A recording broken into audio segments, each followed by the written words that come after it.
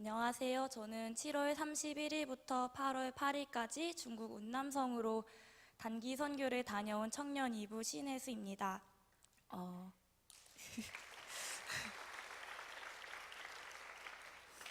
어, 제가 이 교회를 오래 다니면서 수많은 분들께서 간증하시는 모습을 많이 봤는데 이렇게 제가 간증을 하게 될 줄은 몰랐는데 이런 기회를 주신 주님께 감사드립니다. 저에게는 이 중국 운남성 선교가 처음이어서 새롭게 깨달은 점도 많고 느낀 점도 많은데 제가 언변이 많이 부족해서 잘 전달할 수 있을지 걱정은 되지만 그래도 받은 은혜를 나눠보고자 합니다. 처음에 저는 막연히 살면서 한 번쯤은 선교를 가고 싶다는 마음이 있었습니다. 그러던 중에 저의 옛 목자이신 지금 중국 선교 팀장님께서 중국 선교를 권유하셨습니다.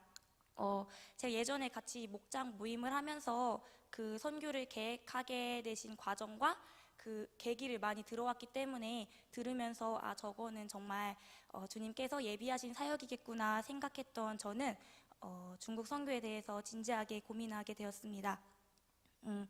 저의 경우에는 좀 저의 내적인 고민이 많이 컸는데 그것은 바로 내가 그 선교에 가서 무엇을 할 수 있을까 하는 막연한 두려움이었습니다. 중국 운남성까지 가려면 비행기를 3번이나 갈아타야 하는데 그렇게 멀리까지 갔는데도 내가 아무런 도움이 되지 못하고 은혜조차 받지 못하고 돌아오게 된다면 좀 마음이 많이 허무할 것 같다는 그런 생각이었습니다. 하지만 선교를 다녀온 지금에 와서 생각해보니 그런 걱정은 굉장히 좀 부질없는 걱정이었습니다. 제가 부족하다면 부족한 대로 어쨌든 써주시는 분은 주님이시고 또 알아서 채워주시는 이도 주님이셨기 때문에 그런 걱정은 할 필요가 없었습니다. 혹시라도 저와 같은 고민 때문에 선교를 망설이는 분들이 계시다면 그 고민은 하지 말고 다른 고민을 더 하셔도 될 것 같습니다. 주님의 은혜로 팀장님이 계획하신 인원이 모두 다 채워지자 저희는 이제 바로 본격적으로 선교 준비에 돌입해야 했지만 직장일로 바쁘신 분들도 계셨고 교회 사역으로 바쁘신 분들도 많이 계셔서 잘 가닥이 잡히지 않았습니다. 하지만 주님께서 일단 도우시고 저희 팀원분들이 다들 모두 똘똘하셔서 시간은 부족했지만 효율적으로 잘 준비할 수 있었습니다. 하지만 저희는 선교 첫날부터 어려움을 많이 겪었습니다. 저희의 최종 선교지인 운남성 샹그릴라까지 가려면 총 3번 비행기를 갈아타야 하는데 그 중에 마지막 비행기 운항이 취소된 것입니다. 다행히 항공사 측에서 숙소를 안배해주고 보상금도 챙겨줘서 저희는 일단 그날 밤에는 평안한 밤을 보낼 수 있었지만 다음날 저희는 저희 수화물 중에 하나인 기타와 그리고 성지 전도사님의 핸드폰이 사라졌음을 알고 부랴부랴 공항으로 향했습니다. 공항 지리를 다 외울 만큼 곳곳에 쏘다녔지만 저희는 끝끝내 기타도 찾지 못하고 또 핸드폰도 찾지 못한 채 터덜터덜 공항 창구 앞에서 비행기표를 발권하려다가 또다시 당황하게 되었습니다. 전날에 그 공항사 측 직원의 실수로 저희 목적지가 잘못 예약된 채로 비행기표가 발권되어서 저희는 계획했던 시간보다도 더 늦게 샹그릴라에 도착하게 된 것입니다. 그래서 저희는 왜 이렇게 시작부터 자꾸 일이 꼬일까, 사단이 방해하는 걸까 등등 여러 가지 생각이 많이 들었고 또 일정이 하루 밀려서 많이 걱정되는 마음도 있었습니다. 하지만 저희가 나중에 선교사님을 통해서 들은 말씀을 통해서 이것은 모든 것이 다 하나님의 은혜로운 손바닥 안에서 일어난 일이었다는 것을 알게 되었습니다. 선교사님 말씀이 저희가 만약에 해발 3,300m 정도 되는 샹그릴라까지 바로 갔으면 고산병 때문에 고생할 확률이 더 높았을 텐데 해발 2,000m 정도 되는 쿤민공항에서 좀 몸이 적응할 시간을 가졌기 때문에 일정 내내 좀 더 건강할 수 있었고 그리고 저희가 일정보다 늦게 비행기를 탄 덕분에 기타를 아슬아슬하게 되찾아서 비행기에 탈 수 있었습니다. 그래서 선교지에서 예배하는 동안에 그 기타 덕분에 저희 예배가 더욱더 은혜로울 수 있었습니다. 또 저희가 사실 제가 회계를 맡았었는데 제가 좀 시야가 많이 좁아서 저희 선교팀 예산이 좀 많이 빠듯했습니다. 그래서 만약에 보상금을 받지 못했다면 일정 내내 좀 다소 가난하게 지낼 수밖에 없었을 텐데 주님께서 저희 그런 예산까지 다 굽어보시고 보상금을 좀 두둑하게 챙겨주셔서 저희가 일정을 원활하게 소화할 수 있었고, 그리고 떠나고 돌아오는 날에 선교사님께 헌금도 좀 더 두툼하게 챙겨드릴 수 있어서 감사했습니다. 이렇게 저희는 정신은 없었지만 분명히 주님께서 함께 하심을 느끼면서 선교지에 예정보다는 하루 정도 늦게 도착했습니다. 다음 날에는 저희가 계획했던 주요 사역 중에 하나인 화덕 설치와 그리고 선교사님 자녀들과의 교제하는 시간이 있었습니다.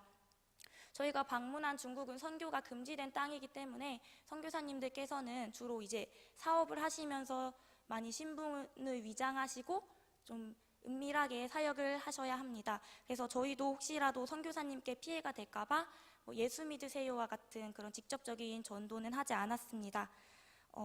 중국에서 관광지로 뜨고 있는 샹그릴라 땅에서 선교의 거점지로 화덕피자 사업장을 계획하고 계신 중국 선교사님께 하나님께서는 한국에서 화덕 사업을 하고 계시는 저희 중국 선교 팀장님을 은혜로 딱 만나게 해주신 것 같습니다. 그래서 1층에서 화덕 설치와 인테리어 작업이 벌어지는 동안에 2층에서는 자매들이 선교사님 자녀들 5명과 함께 교제하는 시간을 가졌는데요. 타지에서 어린 나이에 생활하는 아이들 모습이 안타깝게 느껴지기도 했지만 또 한편으로는 되게 씩씩하고 밝은 아이들 모습을 보면서 주님께서는 이미 이 가정에 정말 큰 복을 주고 계시구나 하는 것을 느낄 수 있었습니다. 그리고 그 다음 날에는 제 개인적으로는 가장 걱정된 일정 중에 하나였던 2박 3일간의 메리설산 등반이 이어졌습니다. 메리설산은 거의 100% 태어나자마자 라마 불교를 숭배하게 되는 중국 장족들이 신격화하는 산으로 장족분들은 이제 성지순례를 이 산을 가면서 성지순례를 한다고 합니다. 구름이 발 아래 보일 만큼 우뚝 솟은 이 땅에서 아름다운 풍경을 감상하면서 저희들은 한편으로는 좀 안타까운 마음이 많이 들었습니다. 이 아름다운 산지를 지으신 분이 주님이신데 이 장족분들은 그것을 모르고 주님의 존재를 전혀 모르고 우상 숭배를 할 수밖에 없는 그런 현실이 많이 안타까웠습니다. 산에 오르면서 저희들은 만나는 장족분들에게 사탕을 드리면서 장족말로 짜시뜰레이 하며 평안을 빌어드렸습니다. 저희가 산에 오르던 중에 좀 흥이 많은 장족분들을 만나서 노래를 주고받은 적이 있습니다. 이때 저희가 이렇게 손으로 축복하면서 당신은 사랑받기 위해 태어난 사람을 불러드렸는데 그 노래를 불러드릴 때 제 마음속에 좀 잔잔한 감동이 있었습니다. 노래를 부르면서 언젠가는 이 노래가 이 장족분들의 언어로 불러지기를 소망하면서 불렀고, 그리고 약간 제 마음속에 분명히 그런 날이 오리라는 확신이 들어서 감사했습니다. 설산을 넘어서 가장 깊숙이 들어간 장족 마을에서 저희가 예배할 때 주님께서는 저희에게 큰 감동을 주셨습니다. 저는 사실 이 험한 메리설산을 오르는 게 무슨 의미가 있을까 하는 좀 의심이 마음속에 있었습니다. 직접적으로 장족분들에게 전도를 할 수 있는 것도 아니고 기껏해야 사탕 나눠주면서 평안을 빌어주는 것밖에 할 수 없는데 이것이 무슨 의미가 있을까 하는 그런 마음이 있었습니다. 하지만 그곳에서 선교사님이 하신 말씀을 듣고 저의 마음속에서는 은혜가 생겼습니다. 선교사님께서는 저희가 지금 하는 이 예배와 찬송이 이 마을에서 제일 처음 드려지는 예배와 찬송일 거라고 말씀하셨습니다. 그 말을 듣고 어쩌면 주님께서 이 첫 예배와 이 찬양을 위해서 우리를 이곳까지 인도하셨겠구나라는 마음이 들어서 참 감사했습니다.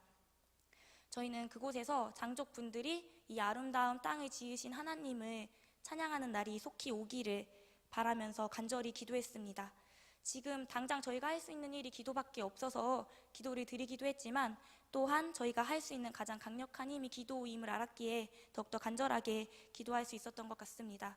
그렇게 저희는 밟는 땅마다 평안을 선포하고 또 있을지어다 그렇게 선포하면서 그 땅을 위해서 많이 기도하면서 다녔습니다. 그리고 다음 날 아침에 주일 예배를 드리러 현지 선교사님 댁에 찾아갔습니다. 이날 선교사님은 선교 가운데에서 중국에서 겪으셨던 여러 가지 간증을 많이 해주셨습니다. 사실 저는 이 간증을 들을 때 마음속에 많은 찔림이 있었습니다.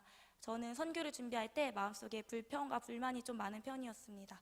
선교를 떠나기 전날에 선교 바자회를 하면서 피자를 팔 때도 저는 덥고 피곤하다며 속으로 많이 불평을 말했습니다. 앞에 서기만 해도 땀이 주룩주룩 나는 화덕 앞에서 쉬지 않고 계속 피자를 구우시는 분들도 계셨고, 저보다 더 많이 고생한 분들도 계셨는데도 그냥 저는 제가 부족해서 계속 속으로 많이 불평하고 불만을 가졌었는데, 참 이렇게 8일 정도의 선교를 준비하면서도 불평하고 불만을 가졌던 저인데, 십수년 동안에 헌신하시면서 그 중국 땅을 위해서 기도하시는 그런 선교사님의 간증을 들으면서 제 마음속에는 많이 반성하는 마음과 또 회개하는 마음이 들었습니다. 이렇게 그날 밤에 저희는 헌신의 삶을 살고 계시는 현지 선교사님들께 감사하는 마음을 담아서 저녁 식사를 대접해드리고 깜짝 이벤트로 가족 사진을 촬영해드리면서 준비한 일정을 모두 마쳤습니다. 다음 날에 한국으로 돌아올 때 저희는 또 한 번의 연착 한 번과 그리고 운항 취소를 한 번 겪으면서 좀 고생을 했는데요. 언어적인 한계로 비행기표를 발권할 때 어려움을 겪던 중에 정말 우연히도 아침에 한국으로 먼저 출발하셨던 선교사님을 만나게 돼서 큰 도움을 많이 받았습니다. 이렇게 돌아갈 때도 주님이 함께 하심을 느끼면서 저희는 8일 날에 끝끝내 한국에 돌아오게 되었습니다. 한국에 돌아오니 역시 한국이 최고라는 생각에 감사가 흘러 넘쳤고, 그리고 또 이렇게 지금 청년부 예배를 드리고 있는 순간에도 참 많이 감사함을 느끼고 있습니다. 중국에서 선교 일정 내내 제가 경험하신 하나님은 참 섬세하시고 또 예비하시고 작정하신 뜻 안에서 저희를 사용하신 능력이 참으로 놀라웠습니다. 언제나 저희와 함께 하시는 하나님께 감사드리며, 또 그리고 지금도 세계 곳곳에서 치열하게 선교하고 계시는 선교사님들을 위해 기도할 것을 다짐하며 간증을 마치겠습니다. 부족한 간증 들어주셔서 감사합니다.